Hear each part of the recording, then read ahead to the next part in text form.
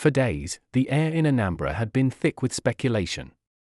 From market squares in Onitsha to the offices in Awka, everyone was still talking about the alleged alliance between Governor Chukwuma Soludo and President Bola Ahmed Tinubu. Peter Obi's subtle but firm comment had already gone viral. The Obidient Movement statement had set the tone for public debate. But through it all, Soludo had remained silent, calm, watching, unbothered. That silence only made the rumor grow stronger. People said it was a political tactic. Others said he was waiting for the right time to respond. Then, on a bright Tuesday morning, that time came. Here comes Soludo on an Aventsa campaign, and some journalist approached him with a direct question. "Governor, what's your response to the reports linking you to a political alliance with President Tinubu?" Soludo smiled before speaking. He adjusted his microphone. When he finally spoke, his voice was calm, but every word carried weight. "My dear brothers and sisters," he began, "Anambra politics has become too noisy. People now build stories out of shadows. I have not entered into any alliance with anyone. My focus is on developing this state and delivering good governance. That is my only alliance, with the people." The room went quiet for a moment. Then, light applause followed. But Soludo wasn't done. He continued, "It is unfortunate that some people want to drag me into their political battles. I am not part of any plot or hidden arrangement. My relationship with the president is one of respect and cooperation, the same respect every governor should have for the head of state." Those words were direct, but still measured. They didn't deny his interactions with Tinubu, they simply reframed them as governance, not politics. Still, observers could tell that Soludo was sending a subtle message back to the Obidient Movement and Peter Obi supporters. He wasn't going to let anyone define his political identity for him. He went further. "I know there are people who believe politics is about shouting and trending on social media. But I am a development economist. I don't chase noise, I chase results. My record will speak for me, not rumors." That line struck a chord, especially with his supporters, who cheered loudly. It was clear Soludo wanted to appear focused, confident, and above the political drama. However, outside that hall, reactions began almost immediately. To some, Soludo's response sounded smart and professional. To others, it felt dismissive, a clever way of avoiding the real question.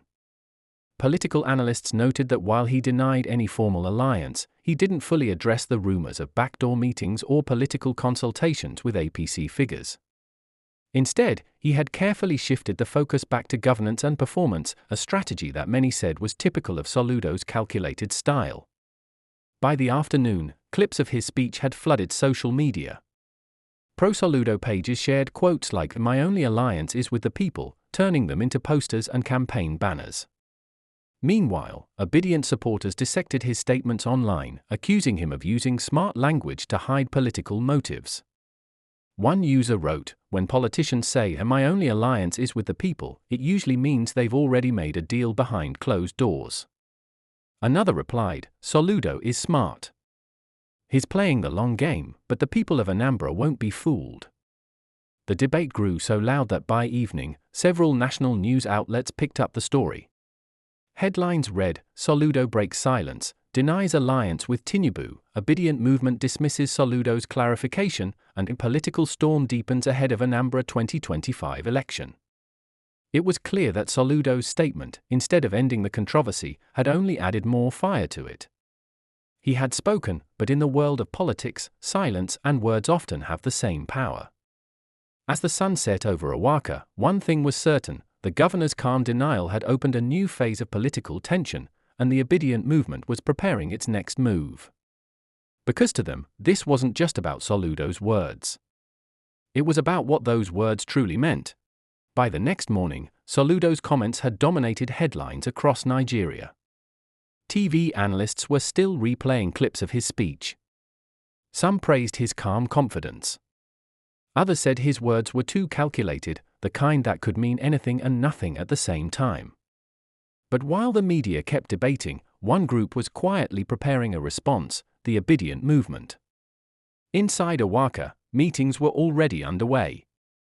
The movement's coordinators gathered to discuss what they called a deliberate attempt to twist public trust.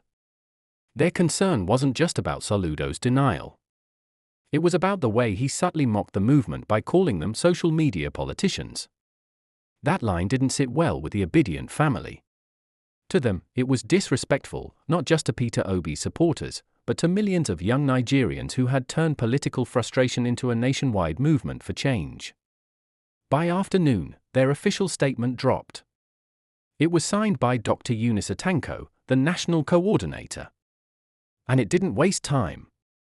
We have listened carefully to Governor Soludo's recent comments.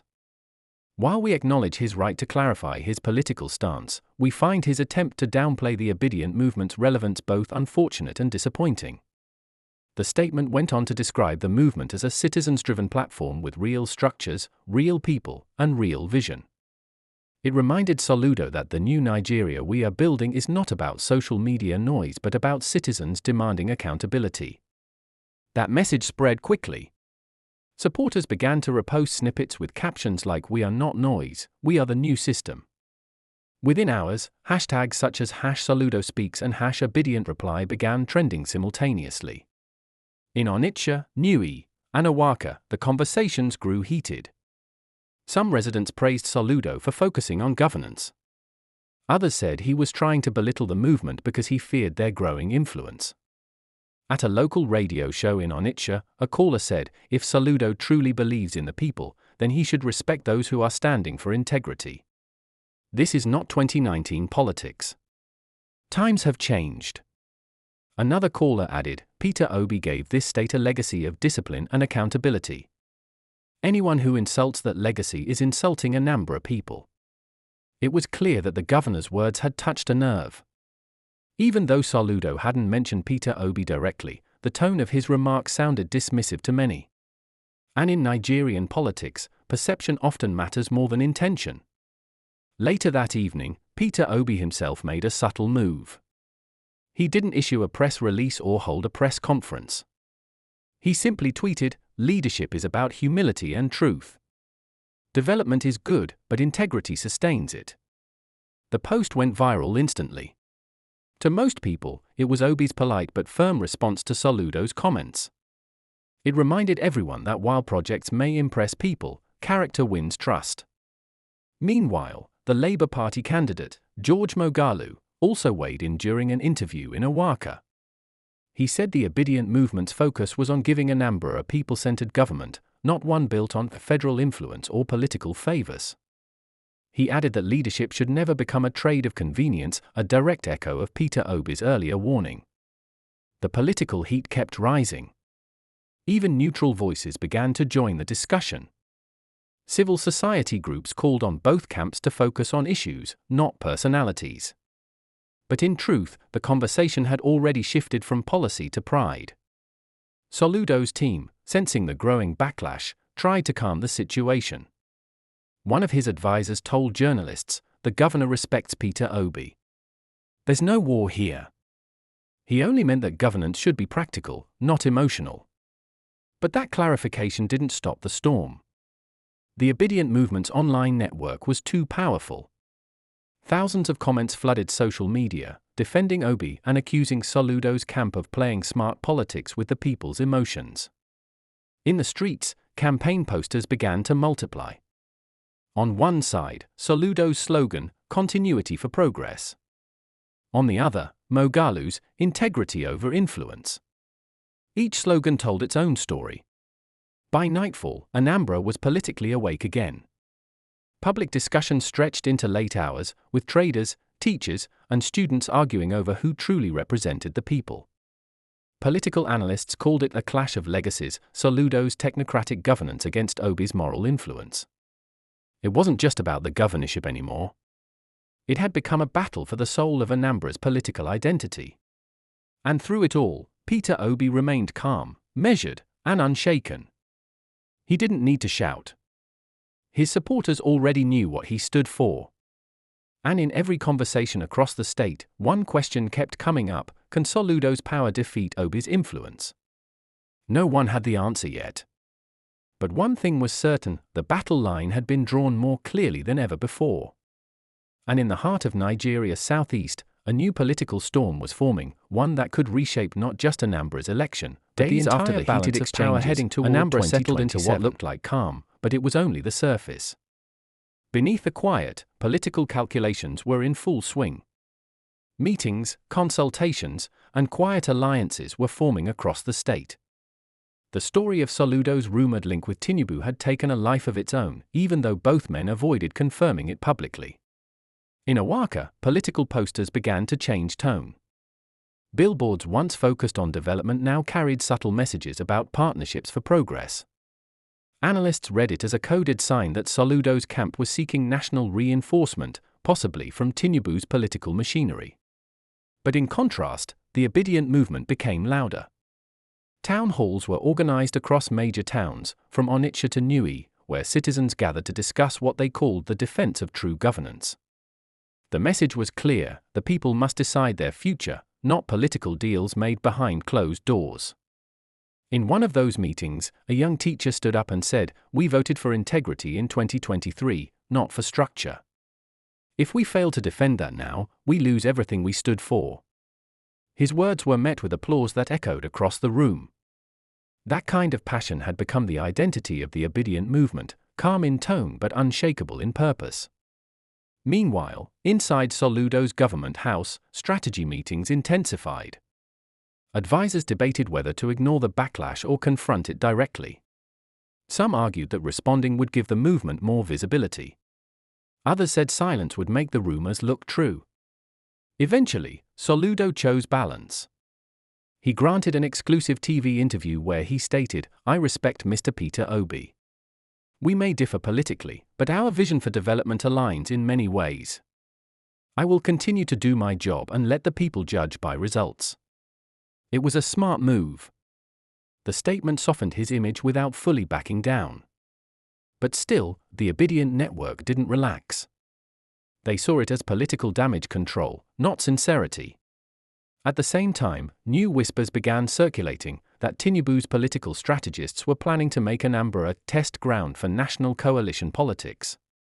Whether true or not, it fueled fresh debate across the country. TV stations picked up the story, social media went wild, and suddenly Anambra was trending again. Peter Obi, who had remained mostly silent, made another subtle but powerful comment during an interview in Lagos. When asked about the Soludo-Tinubu rumors, he smiled and said, "In politics, everyone is free to choose their path. But leadership must always serve the people first, not power." That single statement reignited the conversation nationwide. Commentators said it was a quiet warning, a reminder that politics without conscience leads nowhere. In Anambra, Labour Party candidate George Moghalu seized the moment. He launched a new campaign theme titled "Leadership with Integrity." His rallies grew bigger, and the Obidient base mobilized volunteers across every local government area. The message was simple: this election is not about who has power in Abuja, it's about who has truth in Anambra. Meanwhile, Soludo supporters countered with their own slogan, "Work speaks louder." They pointed to roads, schools, and infrastructure as proof that results, not rhetoric, should decide the election. The battle lines were now clear: development versus integrity, power versus influence, structure versus movement. As the weeks rolled on, tension spread through every corner of the state. Markets, churches, and community centers became spaces for heated political debates. Even those who had no interest in politics began paying attention. Anambra wasn't just voting for a governor anymore, it was choosing between two visions of Nigeria's future. Security agencies started increasing their presence around Awka and major campaign grounds, wary of potential clashes. The Independent National Electoral Commission issued warnings about spreading fake news, but it was already too late. Narratives were flying faster than facts. By late October, national politicians began arriving quietly in the state. Some came to support Soludo, others to back Moghalu. Every handshake, every statement, every convoy was analyzed like a chess move. And in the middle of it all, Peter Obi stayed consistent, calm, deliberate, and focused on principles. He didn't attack anyone personally. He didn't hold massive rallies. He simply continued to remind the people that the character of a leader determines the destiny of a people. Those words echoed across social media like a slogan.